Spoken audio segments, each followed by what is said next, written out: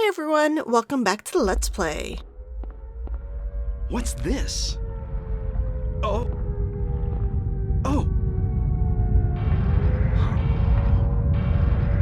Oh no, this can't be good. Not again. No, this time it feels different. Rather than shifting from reality to a nightmare, this is more like reality becoming a nightmare. I don't like this feeling, like something bad will happen. No doubt something terrible is going on. You got that right, Harry.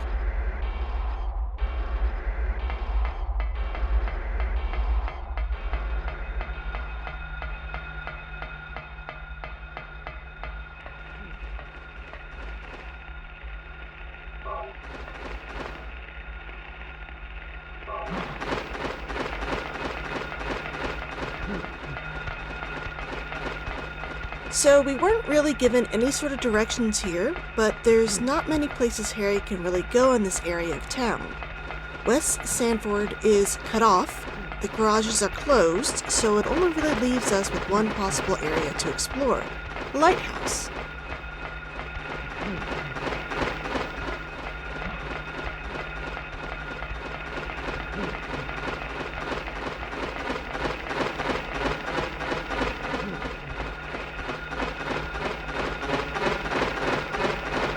I like how the best way to avoid monsters is just doing zigzags.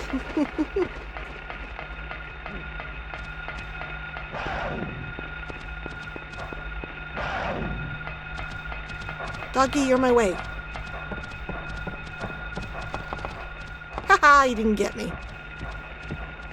Alright, let's check out this boat. I didn't realize I could jump onto the boat. Good thing I got inside.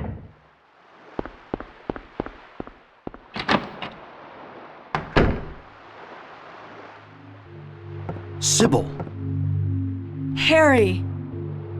How did you get back here? I followed the sewer. Were you the one who cut the fence? Yes? Yeah. I'm glad you made it. I was worried about you. You were worried? Where did you disappear to? Never mind. I want to know what's going on here. What is with this town? Drugs. This may sound really off the wall, but listen to me. You've got to believe me. I haven't gone crazy, and I'm not fooling around. At first, I thought I was losing my mind. But now I know I'm not. It's not me. This whole town. It's being invaded by the other world. By a world of someone's nightmarish delusions come to life. Little by little, the invasion is spreading, trying to swallow up everything in darkness. I think I'm finally beginning to understand what that lady was talking about. Harry, hold on a minute. I don't get it. Look, I don't understand it all myself. I guess I can't explain it. Well, what's making this happen? I don't know that either. But I do know Cheryl is there. There? Under whoever created this darkness. Cheryl is somewhere and she needs my help. Harry, this whole thing's been a major blow to you. You need to rest. Sybil, The demon is awakening, spreading those wings. Damn, Dahlia, you know how to ruin a moment. Dahlia Gillespie. Was it not as I said? I see it all now. Yes, everything. Hungry for sacrifice, the demon will swallow up the land. I knew this day would come. And what's more, the task is almost finished. There's only 2 left. To seal this town to the abyss, the mark of Samael. When it is completed, all is lost. Even in daytime, darkness will cover the sun. The dead will walk, and martyrs will burn in the fires of hell. Everyone will die. So what am I supposed to do? I've got to save Cheryl. It is simple. Stop the demon. The demon taking that child's form. Stop it before your daughter becomes a sacrifice. Before it is too late. Stop it! Stop it! What do I do? Go to the lighthouse on the lake. And to the center of the amusement park. Make haste. You are the only hope. Look, Harry. I really don't get what's going on. But if there's a chance we can save your daughter, I'm in. Oh, you're so nice. I'll check out the amusement park. You go to the lighthouse. Sybil, thanks.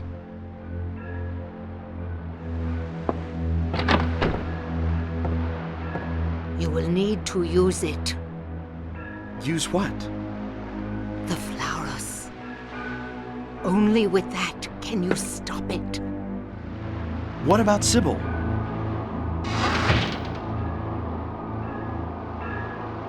Wow, Dahlia's like Batman. Turn away, she's gone. Oh, look at all these goodies Sybil left. Well, they're mine now.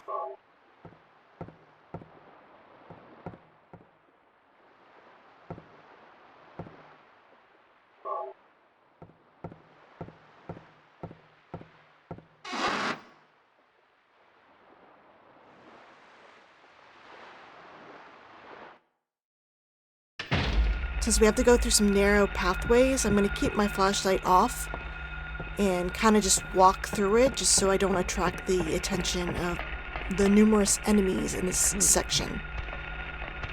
Hopefully with the brightness up, you guys can still see what I'm doing.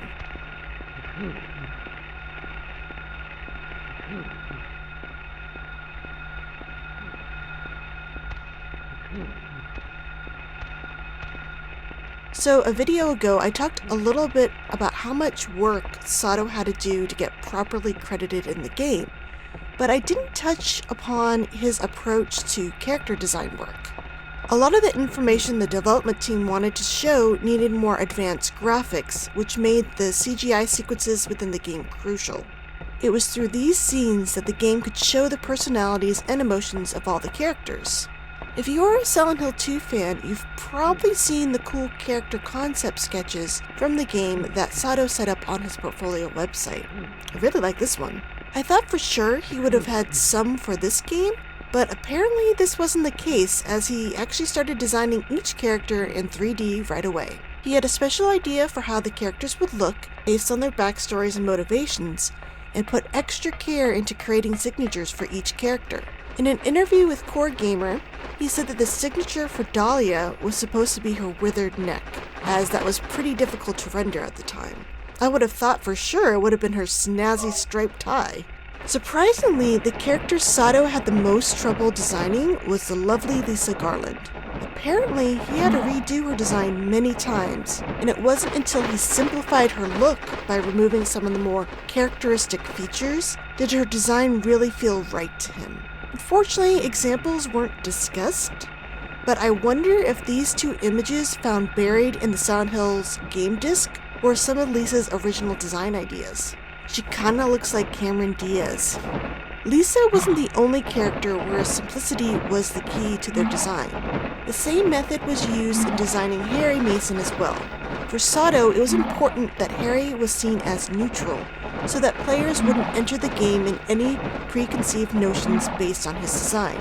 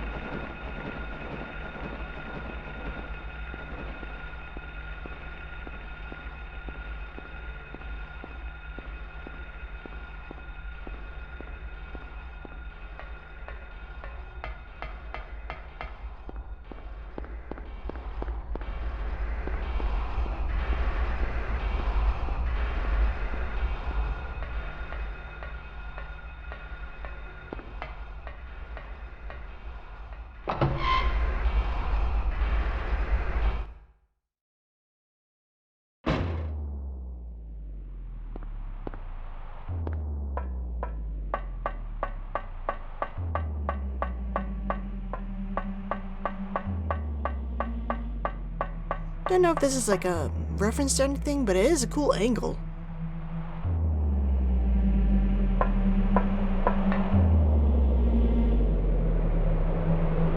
I think we're too late. Wait! Damn, I was too late. Yeah, looks like the symbol's already here.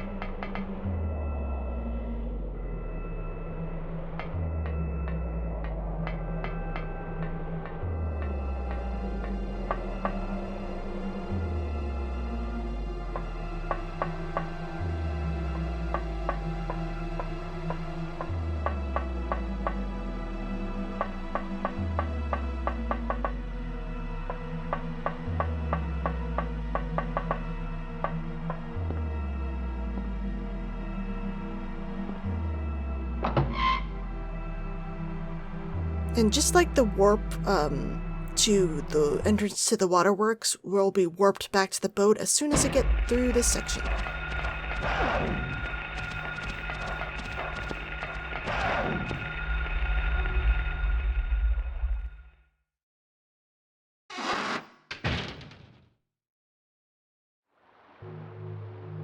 Sybil hasn't come back.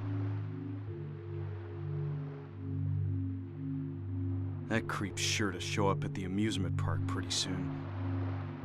Let me be on time. You know, Harry, given how far the park is, I'm not surprised Sybil isn't back yet. I mean, you only had to go over a few docks. Sybil had to go a few miles.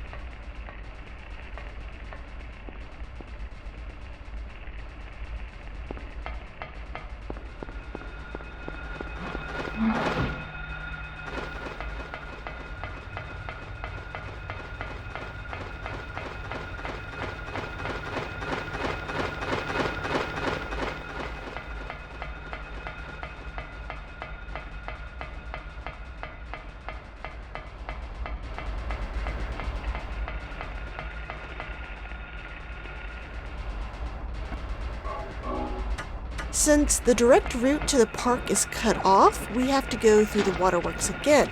But luckily this time, we can run through it pretty fast.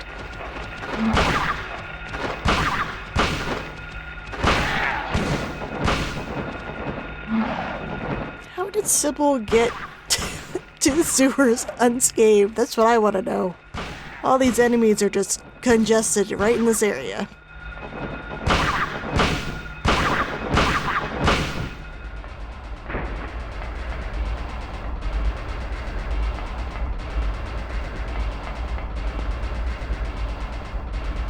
Well, I have tons of health drinks.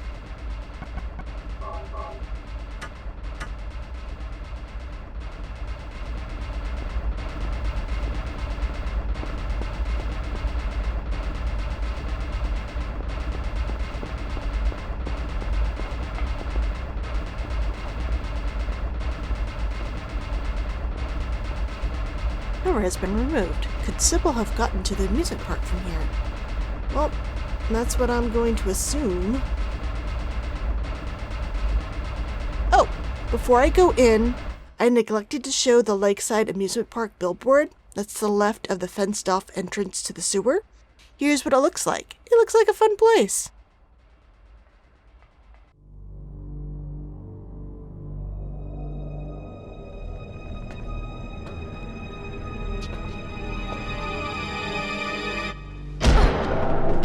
I wonder what got Sybil. I hope she's okay.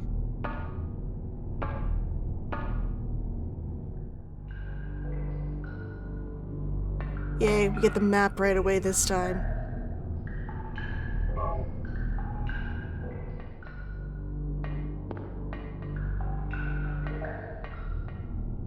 So this is actually the first area we're gonna see some mumblers in the US edition of the game.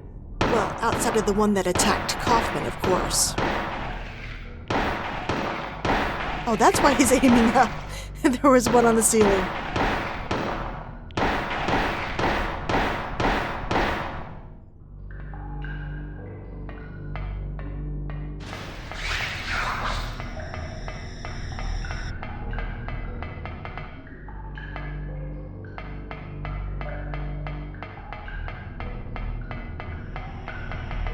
Oh.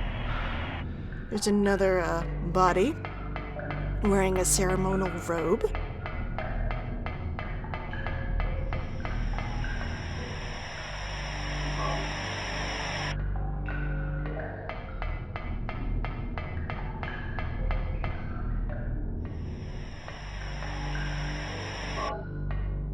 Mark of Samael seems to be everywhere here.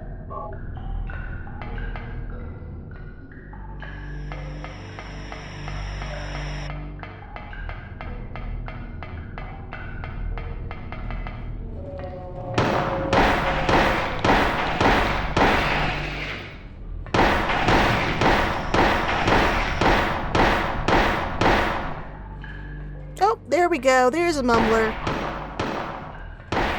Or excuse me, sewer rats.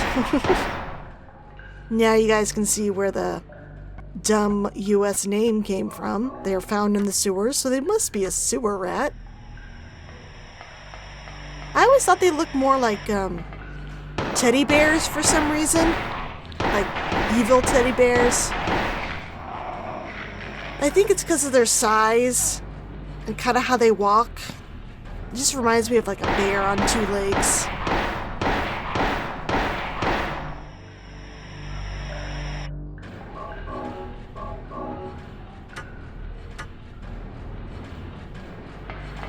Hey, the music has gotten really intense down here.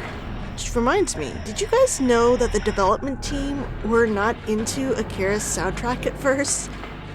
In a 2008 interview with Level magazine, he recalled that after he implemented the music into the game for the first time and played it for everyone, the team was completely silent for a long time, after which someone stood up and tried to check to see if something was wrong with the computer. Akira had to explain that it was supposed to sound like that, and they were not impressed.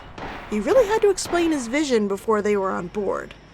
It seems so weird to me now that Akira's work would have had pushback initially. In the same interview, Akira explained that he started out using old horror movies as inspiration, but felt that it didn't fit with the psychological fear the team wanted to achieve with the game. So, he looked to his own music collection and found the perfect sound in his old industry metal albums to help enhance the eerie environments of the game.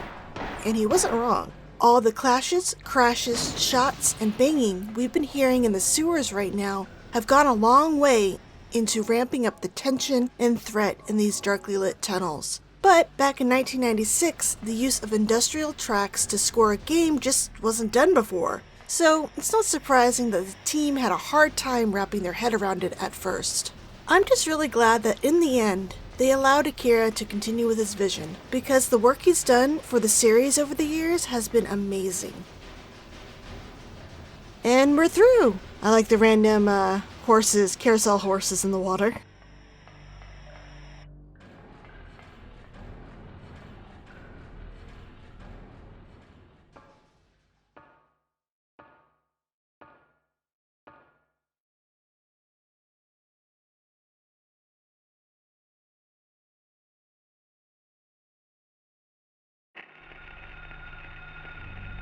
Well, this is a disappointment. This park does not look fun or inviting at all.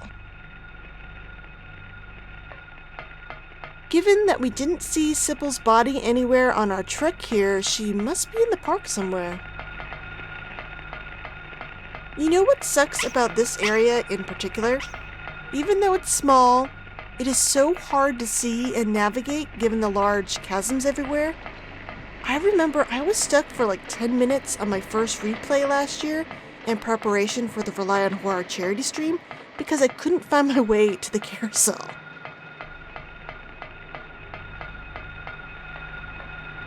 So this little stand actually pops up a little bit later in Silent Hill 3. So I just had to show it off. This ice cream stand.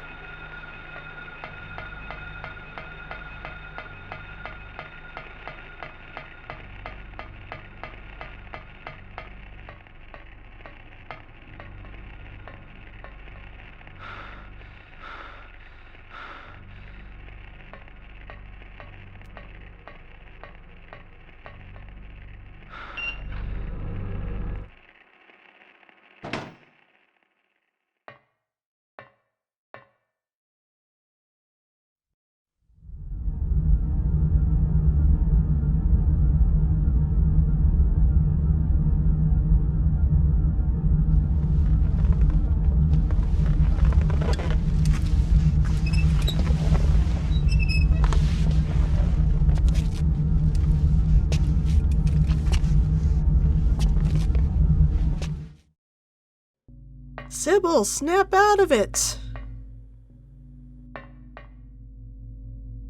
Okay, Sybil's possessed, and whether or not she survives this encounter is what determines if you get a plus or not to your ending. To save Sybil, you must exorcise the thing that's controlling her right now by throwing the Aglaophotis onto her. This is the red stuff Harry found smashed in Kaufman's office back in the hospital, and it is the same stuff he had stashed away in the motorcycle in the motel garage. If you didn't pick it up, you will unfortunately be forced to kill Sybil to proceed.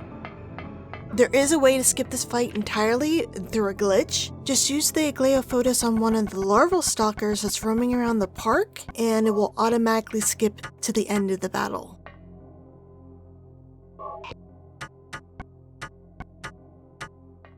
Close enough now? There we go.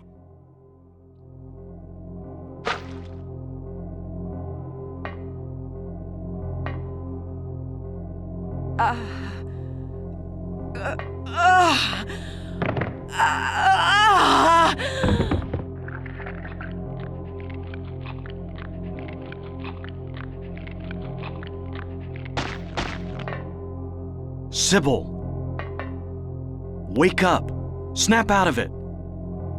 Sybil! Harry, what happened? Shh! Don't talk. I'll take care of you. Harry, why did they take your daughter? Why her? I'm not sure myself. But, you know, Cheryl isn't my biological daughter. I actually haven't told her yet. She probably already knows anyway, though. We found her abandoned on the side of the highway. Nobody knew where she came from. We didn't have any kids of our own. My wife was sick, and it didn't look like she was getting any better. So we took Cheryl in. So in that case... There might be some connection between Cheryl and this town. So what do you do now? Cheryl is my daughter. I will save her no matter what.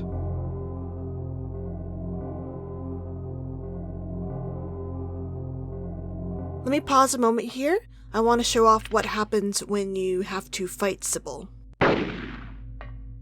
Defeating Sybil can be surprisingly tricky. Despite her size and, being a human, she actually has the same amount of hit points as the Float Stinger boss. And she can kill Harry with just 2 shots of her handgun. The trick is to run circles around her until she unloads her clip, which is about 10 shots, to jump to phase 2 of the battle and then go to town with either the shotgun or the rifle. Try and keep your distance so she can't smack or grab Harry and strangle him to death.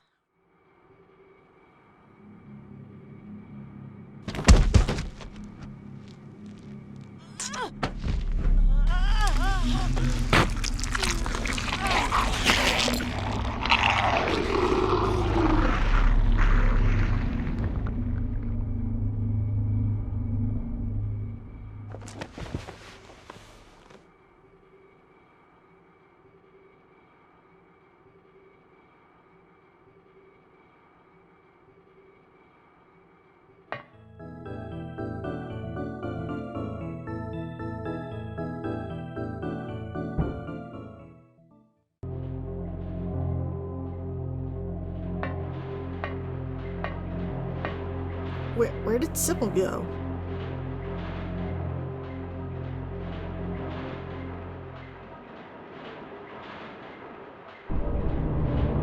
I figured you'd show. Hold it right there. I don't know who you are or what you're trying to do, and I don't care. Just one thing. Let Cheryl go. That's all I ask. What?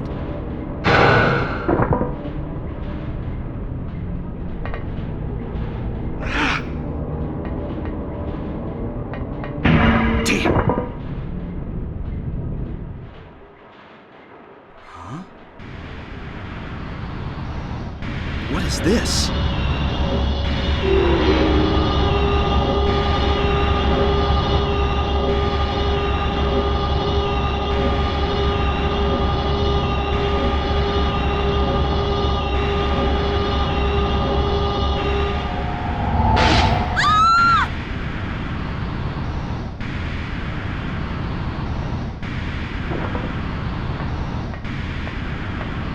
Where's Cheryl?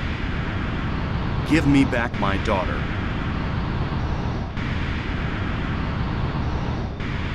We meet at last, Alessa. Dahlia Gillespie? Where's Cheryl? Where is she? Alessa. This is the end of your little game. Mama? Could she be... You've been a ghastly little pest, haven't you, Alessa? I was careless, thinking you couldn't escape from our spell. But Mommy didn't know how much you'd grown. That's why I couldn't catch you all by myself. But what a pity, yes? Now you're half indebted to this man for his help. Hey, what are you talking about? You got played, buddy. Alessa, my dear little girl, there is one thing left I need you to do for me. No! Get away from me! Bad girl. Everything is ready. Let's go home.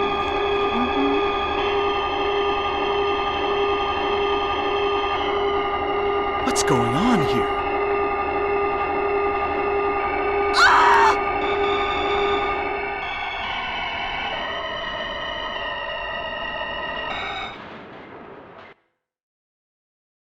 Well, that sucks. Oh, Lisa, hey! What? Oh, you don't look too good.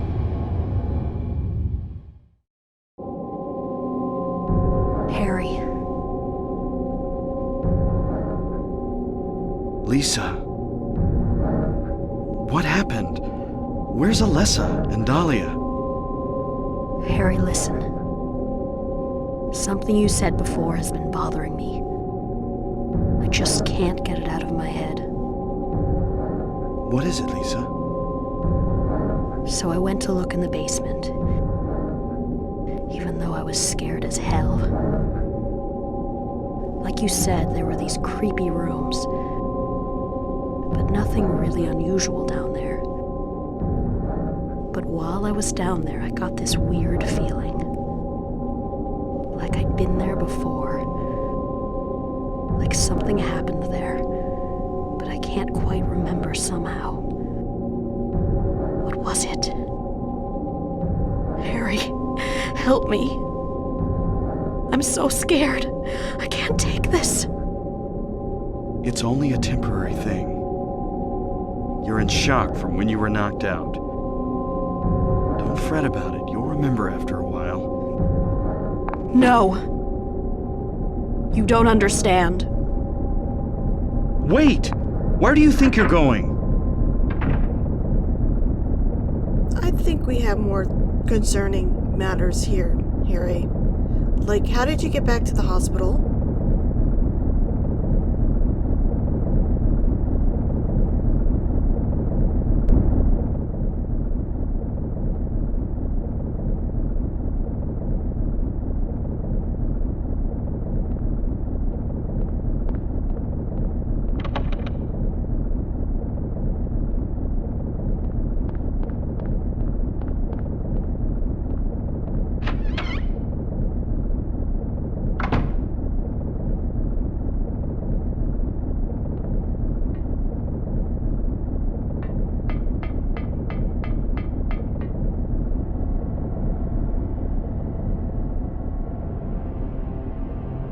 I'm being summoned.